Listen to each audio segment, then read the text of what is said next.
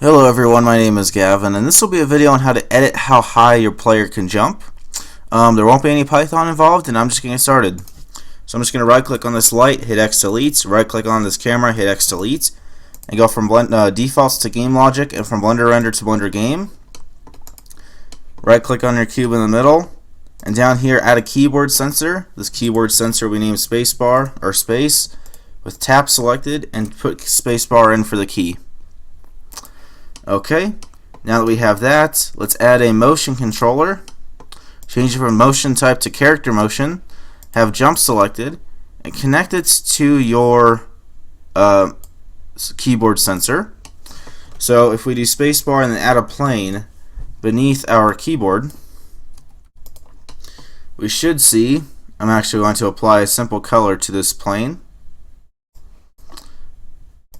We should see that our cube can jump just a little bit. So as you can see, well, actually it needs to have character physics on our cube.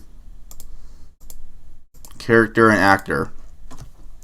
We can see that we can make our keyboard cube jump like this. If you want to make your cube jump higher though, all you need to go is where it says jump force and change it to something else like 25. So we can see our cube can now jump a lot higher.